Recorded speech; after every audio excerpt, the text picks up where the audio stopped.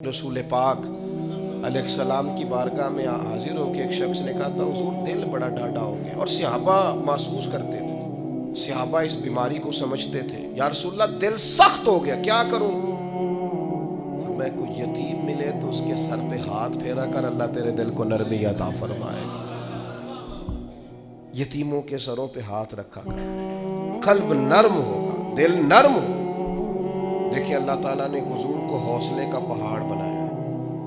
نبی پاک علیہ السلام فرماتے ہیں سب سے زیادہ مشکلات مجھ پہ آئی، لیکن جو رقت تھی نا حضور کی طبیعت میں، جو نرمی تھی وہ اتنی انوکھی تھی۔ حضرت زید بن حارثہ رضی اللہ تعالیٰ عنہ شہید ہو گئے جنگ موقع میں،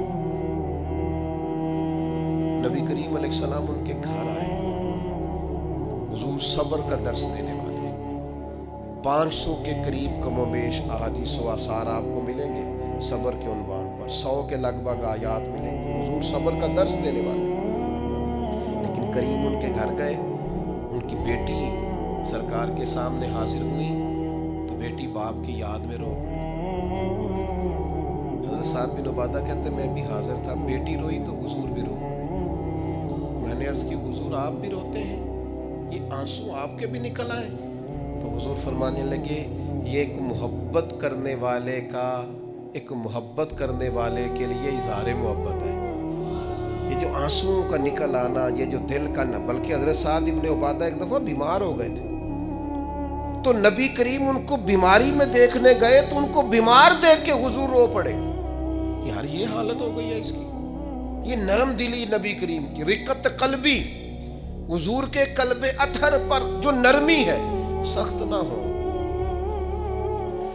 ڈاڈی زندگی نہ گزارو۔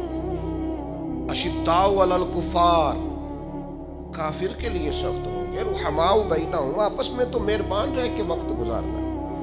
اپنے دل سے پوچھو، بڑے ٹیسٹ کراتے ہو، بڑی ایکو کراتے ہو اور بڑے کچھ کراتے پھرتے ہو، کبھی کبھی یہ بھی دیکھا کرو ڈاڈا کتنا ہو گیا، معاف کیوں نہیں کرتا، اسے پیار کیوں نہیں آتا، اسے رونا کیوں نہیں آتا، اس میں درد کیوں نہیں پیدا ہوتا۔ یہ بھی تھوڑا سا دیکھا کرو کہ اس کا معیار اس حوالے سے اتنا سخت کیوں ہو گیا ہے، اس میں نرمی نہیں آتی، کسی کے لیے تڑپتا ہی نہیں، وہ بھی کوئی دل ہے کہ دل ہو اور تڑپ ہی نہ ہو۔